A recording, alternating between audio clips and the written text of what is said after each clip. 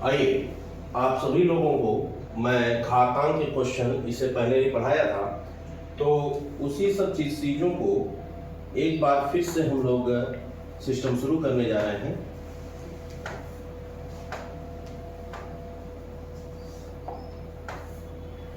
देखिए, पहली बात तो ये है कि घातांक को सॉल्व करने के लिए बहुत इंपॉर्टेंट ये होता है कि आपको सारे फार्मूले आपको पता होने चाहिए।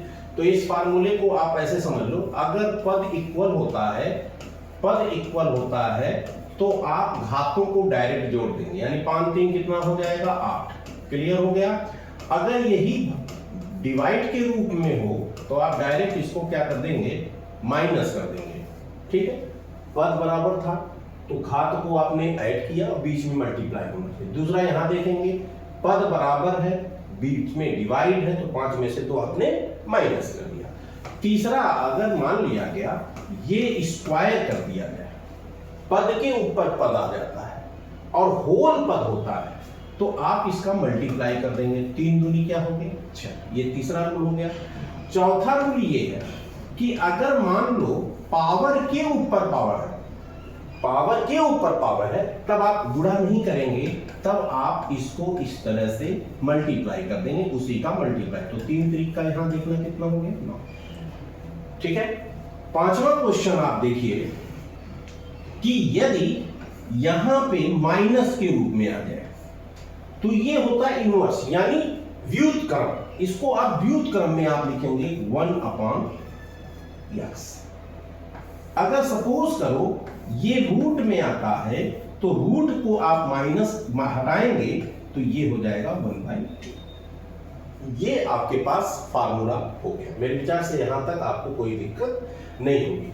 अब आपके सामने, चूंकि मैं आपको एक वचन दिया था कि RS अग्रवाल के सारे क्वेश्चन, एक एक क्वेश्चन मैं आपको करवाऊंगा और इन क्वेश्चनों को आप थोड़ा सा ध्यान से देखेंगे तो बेहतरीन माना जाता है। आप इनके किताबों को बहुत अच्छी तरह से अगर आप पढ़ लेते हैं तो बहुत सारी समस्याएं आपकी सॉल्व हो जाएंगी। तो आप अब देखिए यहां पर क्वेश्चन कैसे, तो ये फार्मूला एक बार और क्लियर कर दूं कि यदि यहां पर घात किसी समान पद में हो और बीच में गुणा हो तो ऐड, भाग हो तो माइनस, और पावर होल के रूप में हो तो मल्टीप्लाई, और पावर के ऊपर पावर हो तो आपस में, यानी इस पद का आपस में मल्टीप्लाई। माइनस हो तो 1 कर देना, और अगर रूट हो तो 1/2 कर देना। यहां तक मुझे लगता है आपको दिक्कत नहीं होगी। अब आते हैं इस क्वेश्चन को करने के लिए हम लोग सिस्टम बनाते हैं।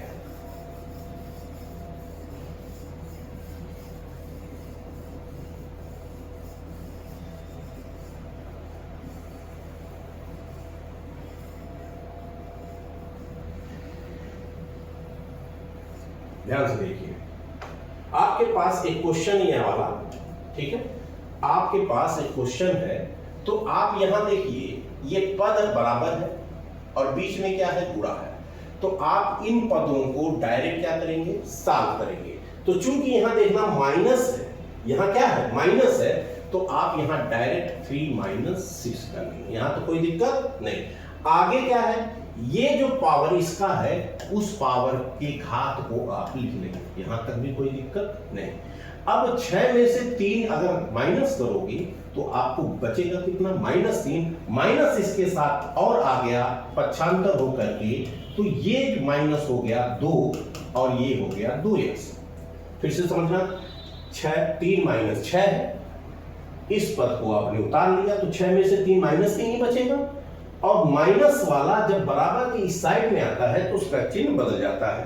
तो -3 में से गया तो है, अब 2 को 2 से काट देना, 2 1 2, तो x का मान हो गया -1। तो मेरे विचार से ये क्वेश्चन आपको आ गया होगा, आपका आंसर क्या हो गया -1। अब आता है दूसरा क्वेश्चन। इस क्वेश्चन को आप समझिएगा, यहां पर 2 × 3 पर 3 है, भागा 4 × 9 पर स्क्वायर है, गुणे 27 × 8 पर 2 है, और 6 पर आपको क्वेश्चन मार्क लिखना है। तो ध्यान से देखना, ये जो पावर है 2 का है, लेकिन यहां क्या दिया 4, अच्छा 4 को हम 2 पर 2 लिख सकते हैं और 9 को क्या लिख सकते हैं 3 पर 2, यानी यहां से पावर आपका समान हो तो 2 मिल गया, तो 2 दूनी यहां से क्या मिलेगा 4, 2 दूनी और यहां 3 मिल रहा है, यानी 3 पर 3 है और 8 को हम 2 पर 3 लिख सकते हैं, तो यहां से 3 मिल रहा है तो 3 दूनी 6। अब देखना दोनों तरीका लिखने का, 2 गुणे 3 पर 3, अच्छा भाग है तो माइनस, तो 2 दूनी 4, 4 यहां रख दिया, यहां हो गया 3 दूनी 6, भाई 3 मिला है ना तो 3 दूनी 6, लेकिन बीच में चिन्ह क्या है गुणे, तो यहां क्या लिख देंगे प्लस, तो यहां पे हो गया 6। ये लाइन समझ में आ गई होगी। अब 6 पर आपका यहां पे क्वेश्चन मार्क है, तो 2 तिहाई यहां पे क्या है 6, 6 और 3 को जोड़ लिया 9, 9 में से 4 निकाल लो 5, तो 6x हो गया, x को x से काट देना, x का मान कितना आ गया 5, तो ये आपका आंसर हो गया कितना 5। मेरे विचार से आपको समझ में आ गया होगा। अब देखते हैं नेक्स्ट क्वेश्चन। नेक्स्ट क्वेश्चन क्या कह रहा है,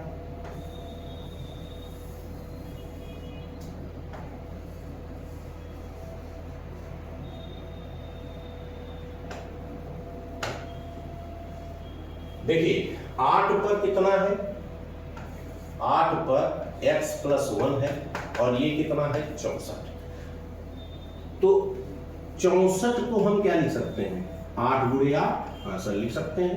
क्या 8 पर 2 लिखा जा सकता है सर, हाँ लिख सकते हैं। अब ये 8 इस 8 का कैंसिल कर देंगे, प्लस उधर जाएगा, ये बच गया आपका और ये 2 बच गया, तो प्लस उधर जाएगा तो चिन्ह क्या हो जाएगा माइनस, और पहले से 2 है तो 2 में से 1 माइनस कर दो तो कितना मिलेगा आंसर 1, तो आपका आंसर यहां पे आ जाएगा। मेरे विचार से समझ में आ गया होगा। अब अगला क्वेश्चन देख लेते हैं।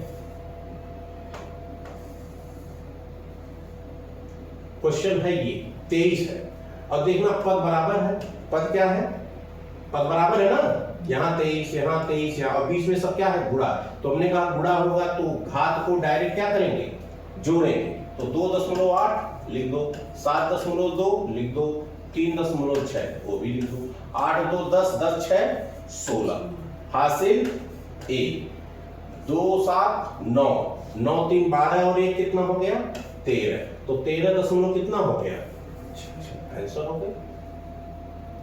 आता है नेक्स्ट क्वेश्चन, यहां पे देखना जरा 21 है ना भाई, हाँ सर 21 है, क्वेश्चन मार्क पूछा है, क्वेश्चन मार्क मतलब x निकालना है, ठीक है। यहां पे अगर आप बात करें गुणा है तो घात को इसमें क्या करेंगे ऐड करेंगे, तो आप x प्लस 6 दशमलव कितना लिखिए 5, और यहाँ पे चूंकि 12.4 है तो 12 दशमलव यहाँ क्या लिख देना 4, अब प्लस इधर है उधर जाएगा तो माइनस होगा, क्या होगा माइनस होगा, आप इसमें से ये क्या करेंगे माइनस कर देंगे, 14 में से 5 गए 9 और 11 में से 6 गया 5, तो 5 दशमलव कितना आ गया 9, एक बार और देख लो कितना है 6.5, तो 6.5 उधर गया, 12 14 में से 5 गया 9 और यहाँ 11 में से 6 गया 5, तो 5 क्या 9 है इसमें सर सही नहीं है, यानी इनमें से कोई नहीं। मेरे विचार से आपको समझ में आ गया होगा। आई होप बहुत आसानी से मैंने समझाया है। Thank you very much.